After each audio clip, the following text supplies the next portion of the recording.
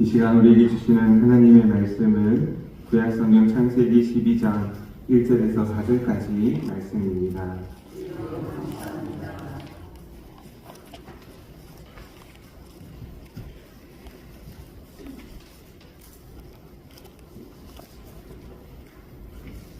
(1절에서 4절까지의) 말씀 같이 한 목소리로 봉독하시겠습니다. 여호와께서 아브라함에게 이르시되 너는 너의 고향과 친척과 아버지의 집을 떠나 내가 네게 보여줄 땅으로 가라.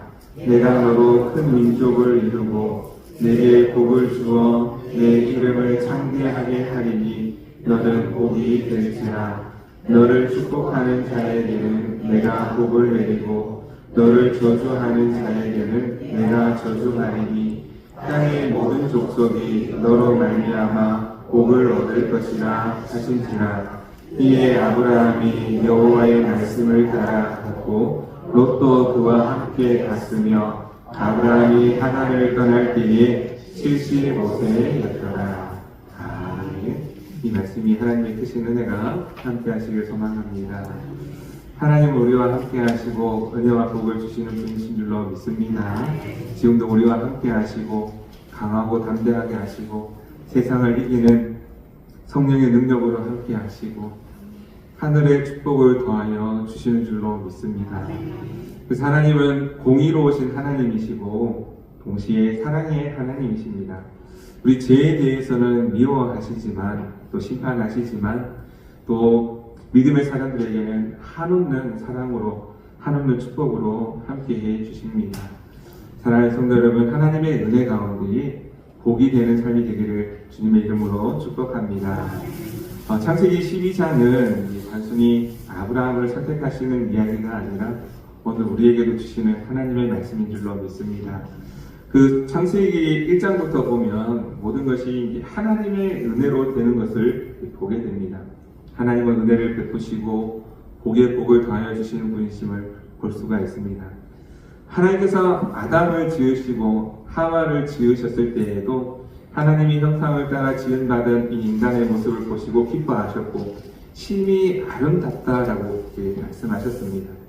그런데 죄로 말미암아 하나님께서는 심판하실 수밖에 없으셨는데 에덴 동산에서 쫓겨나게 되었고 이제 부끄러움과 수치심 가운데 살아갈 수밖에 없는 이 인간들에게 은혜를 베푸셔서 사람들은 그 수치심을 가리기 위해서 잎을 엮어 만든 그런 치마를 만들어 입었으나 하나님은 은혜를 베푸사 가죽옷을 지어 입히시는 하나님이십니다. 노아의 방주 때도 마찬가지입니다. 죄로 말미암아 하나님은 심판하실 수밖에 없으셨습니다. 그 심판으로 말미암아 물로 심판하셨지만 하나님께서는 심판 이후에 무지개 언약을 세우시고 또 은혜를 베푸사 노아의 가족을 택하셨으며 노아를 통해서 다시 믿음의 역사를 이루어 가실 수 있도록 해주셨습니다.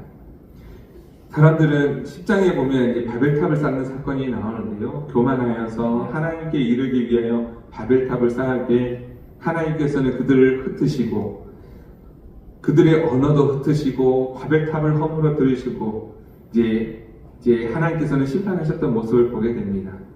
그 중에서도 하나님께서는 은혜를 베푸셔서 하나님께서는 한 사람을 택하시고 다시 믿음의 여정을 시작하시는데요. 그 사람이 바로 아브라함입니다. 죄로 말미암아 심판받고 심판으로 말미암아 이제 큰 어려움을 당할 수밖에 없는 인간의 연약함. 그러나 하나님께서는 또 은혜를 베푸시사 믿음의 역사를 새롭게 시작하게 하신다는 사실입니다. 그래서 믿음으로 사는 사람들의 모습을 보여주는 그 믿음의 시작, 믿음의 출발이 바로 아브라함의 시작이라고 할 수 있습니다. 아브라함의 떠남으로 말미암아 다시 믿음의 여정이 시작되고 하나님의 은혜의 역사가 시작되었는데요. 오늘도 우리도 마찬가지 아니겠습니까? 우리가 한 걸음 믿음으로 내디딜 때에 여호수아가 한 걸음 믿음으로 발을 내딛었을 때에 요단 강물이 멈추고 하나님의 말씀 의지하여 한 걸음 내딛었을 때에 하나님의 역사가 나타나고 오늘 말씀도 마찬가지로 아브라함이 하나님의 말씀에 의지하여 떠나라 하였을 때에 그 믿음의 순종이 믿음의 역사를 이루고 귀하게 쓰임받는 인생 축복의 통로가 되는 그런 삶을 살게 되었다는 것입니다. 그래서 성숙한 성도의 모습은 우리 한 사람 한 사람이 완벽해서가 아니라 하나님의 말씀에 의지하여 순종할 때의 시작이 됩니다. 그래서 영적인 성숙은 하나님의 말씀에 의지하여서 한 걸음 내디딜 때에 성숙한 삶이 시작이 되어진다는 것입니다. 그래서 떠나고 순종하는 그 순간부터 믿음의 역사가 시작이 되는데, 오늘 우리가 걸어가야 할 다시 믿음의 길도 그와 같은 줄로 믿습니다. 여호수아가 그러했던 것처럼, 오늘 말씀에 아브라함이 그러했던 것처럼 오늘도 믿음의 여정 한 걸음을 디딜 수 있는 우리 모두가 되기를 반드시 소망합니다. 1517년에 루터가 이제 그 비텐베르그 성 교회 앞에 95개조 방광론을 내걸면서 교회의 부패와 타락에 대해서 지적하고 이것은 잘못되었다라고 이렇게 이야기를 하며 다시 원래 교회의 모습으로 돌아가야 한다면서 세 가지 중요하게 외쳤던 3F가 있습니다. 그것이 무엇인가 하면요, 이제 3S가 있습니다. 3S가 무엇인가 하면 이제 솔라로 시작하는데, 이제 솔라 피데, 오직 믿음, 솔라 스크립투라, 오직 성경, 그리고 솔라 그라티아, 오직 은혜로 구원받는다는 사실을 다시 강조하며, 그래서 이제 그것을 시작으로 해서 종교 개혁이 일어나게 되었습니다. 종교 개혁주의는 아닌데 우리가 이 얘기를 하는 이유는 이제 떠나면서 이제 시작이 되고, 이제 개혁된 교회가 우리 장로교 전통 교회인데요. 우리 교회가 1517년에 시작되어서 이 1519년에 종교개혁이 완전히 꽃을 피우고, 얀 후스, 또 루터, 쯔빙글리, 칼뱅에 이어서 이제 개혁교회가 되어지고, 또 우리 교회는 깔뱅이의 전통에 의해서 장로교회의 모습으로 이 개혁교회, 정통교회 안에서 이 개혁교회의 모습으로 있습니다. 그 개혁교회가 어떻게 시작이 되었는가? 말 그대로 개혁교회입니다. 초기 교회, 로마 카톨릭 교회에서 개혁됨으로 말미암아 그 부정과 부패 타락으로부터 벗어나고 바른 교회의 모습, 옳은 교회의 모습을 지향하면서 시작된 교회가 오직 말씀, 오직 은혜, 오직 믿음으로 구원받는다는 그 사실을 주장하면서 그렇게 시작된 교회가 개혁교회인데요. 벌써 이미 1500년에 시작되었으니까 벌써 한 500여 년이 지났지 않습니까? 근데 끊임없이 개혁되어야 되는 교회가 이제는 또다시 개혁되어야만 하는 대상이 되고 있는 것은 아닌가, 그런 이야기들이 많이 나오고 있습니다.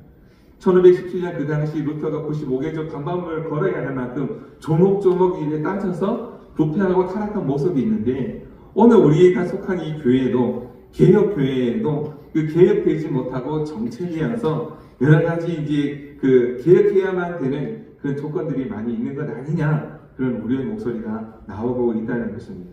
그래서 끊임없이 살아있는 교회는 말씀에 의지하여 개혁되는 교회, 오직 믿음, 오직 은혜, 오직 성경에 입각하여서 끊임없이 개혁되는 교회인데, 교회가 그렇지 못하고 정체되어 있다는 것입니다. 그래서 많은 수많은 유럽 교회들, 유럽에 있는 종교개혁이 시작된 그 교회들이 끊임없이 개혁되지 못하고 정체되어 있고 머물러 있었을 때에 끊임없이 사람들은 줄어들고 교회 안에 이제 어른들, 소수의 어른들만 남아있고, 그 시간이 더 지나서 어떻게 되었습니까? 교회가 역사의 유물로 사라지거나 아니면 추억팔이 카페나 술집이 되어지고 나이트클럽으로 바뀌어지는 그런 모습들이 나타나게 되었다는 것이죠. 몇몇 교회는 남아있기는 합니다만 흔적만 남아있고 이제 죽어버린 그런 교회의 모습, 그런 모습이 되어 있다는 것입니다. 그런데 이런 이야기가 나오고 있는 이유가 우리 한국 교회도 똑같이 그런 유럽의 교회들처럼 그런 이제 그 발자취를 뒤따라서 가고 있는 것은 아닌가. 이제 우리가 끊임없이 개혁되어야 하는데 개혁되지 못하고 그 자리에 머물러 있는 모습 가운데에 이 교회가 점점 유럽의 교회들 그 뒤를 따라서 가고 있다는 것이죠. 수많은 교회에 어르신들만 가득한 교회들이 점점 많아지고 교인의 숫자는 점점 줄어들고 있고 계속해서 이제 합병 이야기가 나오고 있고 교회 수가 줄어들고 있다고 하는 것이죠.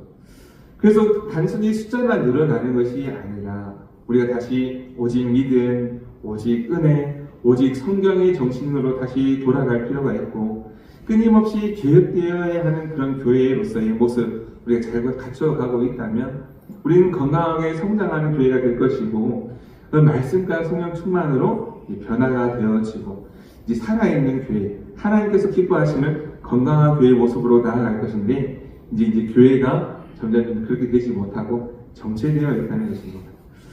그래서 중요한 것은 이제 이런 상황 속에서 우리는 어떤 모습으로 살아가야 하는가 이 믿음의 고민이 필요하고 또한 이때에 이제 정체되어 있는 이런 상황 가운데서 우리가 지향해야 될 점은 무엇인가 그것을 생각해 볼 필요가 있는데요. 오늘 아브라함을 통하여서 우리가 믿음의 시작을 다시 한번 해볼 수 있는 그리함으로 말미암아 축복의 통로로서의 삶을 살아가는 그런 은혜가 있기를 간절히 소망합니다. 그래서 하나님께서는 늘 말씀하시고 이제 부르신 자 택하셔서 그 사람을 보내심으로 말미암아 그 믿음의 역사를 시작하는데요. 이제 아브라함을 먼저 택하시고 부르시고 이제 보내셨다는 것입니다. 그 보내실 때에 아브라함이 어떻게 했는가? 하나님은 먼저 말씀하셨습니다. 떠나라. 여호수아하고도 똑같죠. 일어나 가라. 상황과 형편을 바라보지 말고 하나님 말씀 의지하여 믿음으로 가라는 것입니다. 아브라함도 역시 마찬가지입니다. 하나님 여러 가지 환경과 상황 바라보지 말고 그냥 말씀에 의지하여 떠나라라는 것입니다. 그 1절 말씀 다시 한번 보시겠습니다. 여호와께서 아브라함에게 이르시되 너는 너희 고향과 친척과 아버지의 집을 떠나 내가 네게 보여줄 땅으로 가라. 어디라고 분명하게 보여주시지도 않았습니다. 보여줄 테니까 일단 믿고 가 이렇게 말씀하시는 겁니다. 하나님의 말씀을 믿고 가면 역사가 일어납니다. 하나님의 말씀을 따라 순종하면 역사가 일어나는 줄로 믿습니다. 그 아브라함이 그 하나님의 말씀을 믿고 떠났다라는 것입니다. 그래서 어디를 떠났습니까? 고향과 친척과 아버지의 집을 떠났다는 것입니다. 이 고향과 친척과 아버지의 집이 의미하는 것이 있습니다. 고향은 먼저 고향을 떠나라라고 했는데요. 고향은 이제 익숙함과 안정감을 주는 것입니다. 나의 고향 대구, 제 고향은 울산입니다. 울산에 있는 게 편하겠습니까? 대구에 있는 게 편하겠습니까? 예, 대구에 가라고 하시는 것이 하나님의 음성이었기에 대구로 간 거 아니겠습니까? 대구로 온 것 아니겠습니까? 저는 울산이 좋사오니 울산에 있겠습니다 했으면은 옷 안 하겠지요. 그런데 이제 하나님께서 보내셨기에 이제 대구로 오게 되었는데 저에게 익숙한 곳은 울산이고 울산에 어머니도 계시고 친구도 있고 친척도 있고 다 있는데 그것을 떠나는 것이 쉽지 않지만 거기가 안정되고 편한 곳이 가족들 있는 곳이 거기이지만 하나님의 뜻이 있으셔서 보내셨기에 가라고 하셨던 것이 아니겠습니까? 그래서 익숙함과 안정감을 주는 곳인데 아브라함이 살던 그곳에서 익숙하고 안정감이 있는 그곳을 떠나라라는 것입니다. 그 편안함과 안전을 포기한다는 의미가 있습니다. 그래서 편안함과 안전만 생각하면 떠날 수 없지만 하나님의 말씀에 의지하여 떠나라라는 것입니다. 안정감과 편안함 속에 머물러 있지 말라는 것입니다. 떠나야 역사가 일어납니다. 두 번째, 친척을 떠나라라고 이렇게 말씀하고 있습니다. 친척은 우리의 정체성과 소속감을 나타냅니다. 당시 가족 중심 사회에서 친척을 떠난다고 하는 것은 자신의 뿌리를 포기하는 것과 같습니다.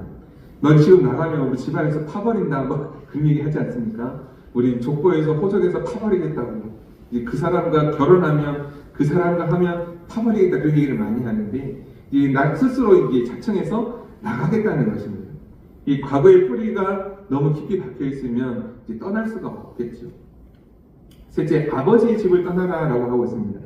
이것은 가장 깊은 차원에서의 분리, 떠남인데요. 아버지의 집은 권위, 유산, 그리고 미래에 대한 보장을 의미합니다. 그래서 아버지 집에 있으면 편한 거고요. 노후가, 미래가 보장되어 있다고 할 수 있습니다. 그런데 미래에 대한 유산과 보장을 뒤로 하고 떠나라라는 것입니다. 이게 성경의 말씀, 하나님의 말씀입니다. 그래서 이제 사랑하는 자식들을 사랑한다고 해서 늘 품어두고 있으면 안 된다는 것입니다. 어떻게 해서든지 결혼을 시켜 보내든 자취를 시켜 보내든 하여튼 뭐 돈 벌라고 보내든 어쨌든 빨리 분가시켜서 내보내야 됩니다. 그래야 믿음의 역사가 시작이 된다는 겁니다. 그래서 자식들을 자꾸 이렇게 편하다고 귀하다고 안고 있으면 아무 일도 일어나지 않는데 자꾸 내보내야 이제 결혼도 하고 또 이제 또 직장 취업도 하고 그러는 건 아니겠습니까? 우리 자녀들도 마찬가지로 자꾸 부모님 품 안에 있으려고 하면 안 된다라는 겁니다. 어머니가 해주는 밥. 얼마 전에 이제 같이 배드민턴 운동하시는 분인데 나이가 50인데도 어머니가 해주는 밥 먹고 어머니가 빨리 해서 있고 그렇게 이제 살고 있는데 제가 볼 때는 좋아 보이지 않더라고요. 빨리 가서 이렇게 어떻게 해서든지 부모님을 떠나서 독립해서 살아봐야 부모님의 마음도 알고 또 이제 가정도 이루고 또 어떤 일들을 할 수 있는데 편하다고 부모님 밑에만 있으면 아무 일도 못 한다는 거죠. 자꾸 빨리 내보내야 돼요. 하나님은 왜 이렇게 철저한 분리를 요구하셨는가? 아브라함이 과거에 의지하지 말고 편안하고 안전된 것 의지하지 말고 오직 하나님만을 의지하며 살아가도록 하기 위해서 하나님은 아브라함을 택하시고 떠나 보내셨다는 것입니다. 그래서 성숙한 삶이 되기 위해서 또 축복의 통로가 되기 위해서는 그 떠남으로 말미암아 그 순종의 한 걸음으로 말미암아 시작이 된다는 것입니다. 그래서 하나님 그 믿음으로 떠난 아브라함에게 복을 주시는데요. 어떤 복을 주시는가? 2절과 3절 말씀에 7가지 복이 나와 있습니다. 우리 2절과 3절 말씀 한번 읽어보겠습니다. 시작. 내가 너로 큰 민족을 이루고 내게 복을 주어 내 이름을 창대하게 하리니 너는 복이 될지라. 너를 축복하는 자에게는 내가 복을 내리고 너를 저주하는 자에게는 내가 저주하리니 땅의 모든 족속이 너로 말미암아 복을 얻을 것이라 하는지라. 아멘. 떠남으로 말미암아 하나님을 의지하고 나아갔더니 하나님께서 복의 복을 더해 주시고요. 하나님께서 어떤 복을 주셨는지 깨달아 알게 해 주신다는 것입니다. 그래서 7가지 약속을 주십니다. 첫째는 큰 민족을 이루게 하시겠다. 하나님의 약속의 말씀을 믿고 떠난 자에게 큰 민족이 되게 하시는 축복이 있는 줄로 믿습니다. 그리고 우리 사랑하는 자녀들이 자꾸 믿음의 여정을 떠나야 됩니다. 그 당시에 아브라함은 75세였고 자녀가 없었음에도 불구하고 하나님 그 아브라함을 통해서 100세의 이삭을 얻게 알려주시고 하늘의 별과 같이 땅의 모래와 같이 많은 자손들을 허락해 주셨습니다. 아브라함은 힘이 없고 연약하지만 하나님께서는 전능하신 하나님이 아브라함을 통해서 믿음의 역사를 시작했다는 것입니다. 약속하신 대로 아들을 허락하여 주셨고 약속하신 대로 아브라함에게 많은 복을 주셨음을 그 성경 말씀을 통해서 알 수 있습니다. 둘째, 복을 주시겠다고 약속해 주셨습니다. 이것은 물질적인 복도 될 수 있고 하나님과의 관계 속에서 누리는 전체적인 복을 의미합니다. 우리가 원하는 것은 주로 물질적인 복, 많은 돈을 버는 것이겠습니다만 건강하고 행복하고 함께 웃을 수 있고 함께 예배할 수 있는 그런 복이 하나님 안에서 주는 복 아니겠습니까? 성경 말씀에서 좋은 믿음의 기준은 굉장히 수준이 높습니다. 우리가 잘 몰라서 그런데요. 하나님께서 말씀하시는 좋은 믿음의 예는 스데반입니다. 스데반 집사님. 스데반 집사님이 어떠했습니까? 하나님의 말씀에 순종하고 주님의 사랑 힘입어 말씀을 전하였을 때 그에게 던져진 것은 날아오는 돌밖에 없었습니다. 돌에 맞아 죽는 것이 좋은 믿음의 모습이라고 하나님 우리에게 가르쳐 주십니다. 우리가 살고 있는 이 시대가 얼마나 좋습니까? 우리가 복음을 전한다고 해서 돌에 맞아 죽기를 합니까? 우리가 복음을 전한다고 해서 큰 어려움이 있습니까? 아픔이 있습니까? 우리 믿음으로 산다고 해서 그런 죽는 그런 일들이 있습니까? 물론 요즘 이제 기독교에 대한 인식이 좀 안 좋아져서 세상 사람들이 이제 이야기하는 모습들도 있기는 합니다만 성경 말씀의 기준은 굉장히 고귀하고 귀한 것 아니겠습니까? 그런데 우리가 못하면서 이 기준이 잘못됐다고 할 수 없는 것 아니겠습니까? 우리가 못하면서 이 기준이 잘못되었다고 이 기준을 하향 평준화할 것이 아니라 우리가 하나님께서 가르쳐주신 좋은 믿음의 모습을 담고 배우기 위해서 힘쓰고 애쓰는 모습이 되어야 되는 것 아니겠습니까? 근데 이제 점점 편안하고 익숙한 데에 머물러 있기를 좋아하고 변화되는 거 싫어하고 떠나는 거 싫어하고 그러다 보니까 점점 이렇게 교회가 약해지는 것이죠. 이 떠날 때에 하나님께서 복 주신다는 사실, 우리가 출발할 때에 하나님의 역사가 시작된다는 사실을 꼭 기억할 수 있기를 바랍니다. 세 번째, 하나님께서 또 어떤 복을 주시는가? 그 믿음의 이름을 창대하게 하겠다고 약속하십니다. 믿음으로 떠난 가정에, 떠난 삶에 하나님께서 그 이름을 높여주신다라고 약속하고 있습니다.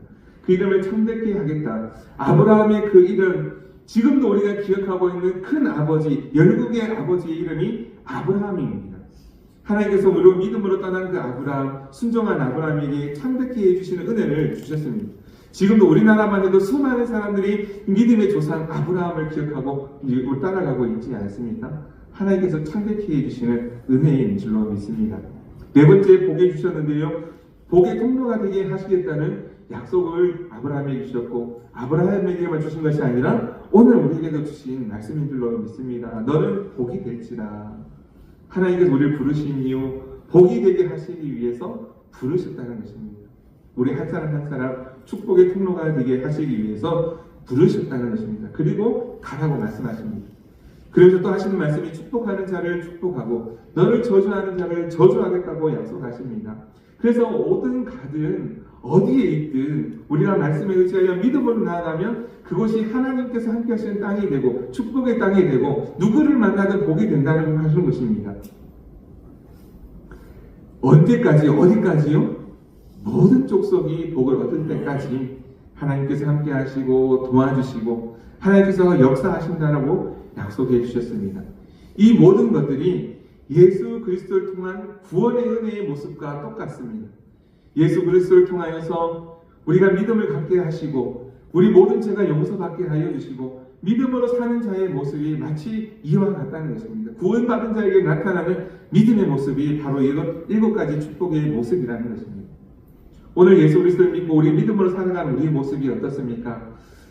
하나님께서 복 주시고 함께 하시고 축복의 통로로서의 삶을 살아가고 있습니까? 아니면 그렇지 못하고 머물러 있는 그 자리에 머물러 있는 삶의 모습은 아닙니까? 여호수아처럼 한 걸음 내디디면 요단강에 멈추고 하나님께서 함께 하여 주심으로 말미암아 하나님께서 전쟁케 하여 주시고 모든 승리에서 이기게 하여 주시고 하나님께서 복을 모든 예비하신 축복을 누리게 되는데 우리는 한 걸음 내딛지 못하고 머물러 있는 것은 아닌가 하는 것이죠.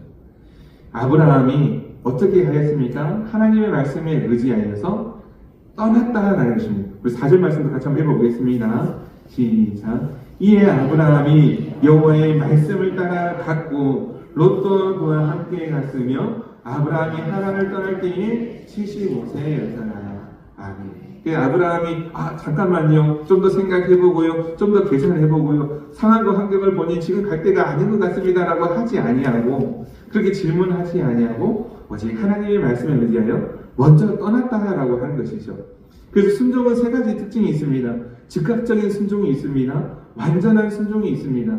그래서 보여줄 땅이라고만 하셨어도 그 완전하지 않지만 아브라함은 완전한 순종을 하였고 믿음의 순종이었다는 것입니다. 하나님의 말씀을 믿고 하나님께서 보여주실 땅 약속의 말씀을 믿음으로 바라보면서 순종하였다는 것이죠.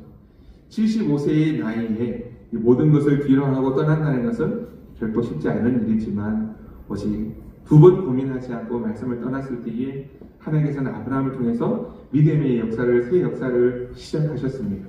사랑하는 성도 여러분, 하나님은 오늘 우리와도 함께 하심을 믿습니다. 우리 한 사람 한 사람에게도 말씀하시는 하나님이신 줄로 믿습니다. 각자의 삶의 자리에서 우리를 부르시는 하나님의 음성을 듣고 있습니까? 떠나라 라는 말씀을 이제 듣고 계십니까? 떠나라고 해서 교회 떠나시면 안 되고요. 교회 나가시면 안 되고 세상을 향해서 믿음으로 나아가라는 것입니다. 떠나라고 했다. 교회 갔더니 목사님 나보고 자꾸 떠나라고 딴 교회 가라나 보다. 그렇게 받아들이시면 안 됩니다. 교회는 나오시고요. 세상에 믿음으로 나아가라는 것입니다. 그래서 믿음으로 나아가면 하나님께서 그 믿음의 순종을 통해서 그 믿음의 사람을 통해서 놀라운 역사를 이루시고 그 이름을 창대케 하여 주시고 축복의 통로가 되게 하여 주시고 복도 많이 받지만 그 복을 흘러가게 하신다는 것입니다. 그 시작이 믿음의 순종에서부터 시작된다는 것입니다. 사랑하는 성도 여러분, 올 한 해 2026년 한 해가 시작되었습니다. 벌써 시작되었는데 똑같이 과거의 모습과 같은 모습으로 여전히 그 자리에 머물러 계십니까? 아니면 다시 한번 새롭게 결단하고 출발하기를 원하십니까? 오늘 우리에게 기대하시는 하나님의 모습이 있을 텐데 우리 각자에게 하시는 그 말씀을 잘 듣고 우리가 한번 믿음의 자리에서 편안함과 안정감과 그 익숙함 가운데 머물러 있기보다 새로운 도전, 새로운 시작을 한번 해볼 수 있는 저와 여러분의 삶이 되기를 간절히 소망합니다. 그렇게 될 때에요, 하나님께서 어떤 복을 부어주실지 잘은 모르겠습니다만 하나님께서 큰 은혜와 복을 더하여 주실 줄로 믿습니다. 지금도요, 많은 교회들 가운데에 크게 성장하고 부흥하고 있는 교회는요, 말씀에 따라서 믿음으로 그 믿음의 여정을 출발한 교회가 아닐까 싶습니다. 우리 교회도 말씀과 성령의 능력으로 성장하는 교회는 하나님과 더 가까워지는 교회고, 그저 숫자만 늘어난다기보다 믿음의 모습이, 믿음의 열매가, 성령의 열매가 맺혀지는 교회다라는 것입니다. 우리 교회가 유럽의 교회들과 같이 잘못된 그런 여정을 답습하는, 따라가는 교회가 아니라 오늘 이 시대에 새롭게 변화되고 하나님께서 귀하게 여기시는 살아있는 교회, 개혁교회, 우리 정통 장로교회의 모습이 되어줄 수 있기를 간절히 소망합니다. 아브라함을 통해서 이루셨던 것처럼 오늘 우리 교회, 우리 성도님 한 사람을 통해서 하나님께서 이루실 줄로 믿습니다. 저 혼자만으로는 안 되군요. 성도님들 한 사람 한 사람의 믿음의 순종이 있을 때 되어지는 줄로 믿습니다. 우리가 그 믿음 가지고 나아가며 우리 교회가 믿음 안에서 아름답게 성장해가고 성숙해가고 하나님께서 복 주시는 그런 교회, 축복의 통로로서의 교회가 되어지기를 주님의 이름으로 축복합니다. 아브라함은 발달을 알지 못하고 떠났습니다. 누구와 함께 가는지도 몰랐습니다. 그러나 불안한 투성이었지만 믿음으로 갔을 때 하나님께서 놀라운 역사를 이루셨던 것처럼 우리 교회를 통해서도 좋은 믿음의 열매를 맺게 하여 주시고 귀한 역사를 계속해서 50년의 역사를 지켜주셨던 하나님, 100년을 향하여서 힘차게 달려갈 수 있도록 귀한 열매도 허락하여 주시고 능력도 허락하여 주실 줄로 믿습니다. 그 믿음 가지고 나아가는, 우리 세상으로 나아가는 우리 모두가 되기를 다시 한번 주님의 이름으로 축복합니다. 기도하겠습니다. 사랑의 하나님 아버지, 오늘 아브라함을 부르신 것처럼 우리도 불러주셨음을 믿고 감사를 드립니다. 익숙한 것, 안정된 것, 편안한 것을 떠나는 것이 두렵고 하나님 말씀을 순종하는 것이 상황을 바라보면, 환경을 바라보면 어려울 때가 많지만, 그러나 우리 주님 함께 하시고 주님 약속 신실하게 이루심을 믿고 따라 순종할 수 있도록, 순종하며 떠나갈 수 있도록 도우시고 함께하여 주옵소서. 아브라함과 같은 믿음과 순종의 용기를 허락하여 주옵소서. 그리하여 우리 삶을 통해 많은 이들이 복을 받게 하시고 주님의 영광이 드러나게 하여 주시고, 하나님 그 제자의 삶을 통하여서 주님의 십자가 교회가 더욱 든든히 믿음의 반석에 세워지게 하여 주시고 가정마다 복의 복을 누릴 수 있도록 역사하여 주옵소서. 모든 것 감사드리며 거룩하신 예수 그리스도의 이름으로 기도드립니다. 아멘.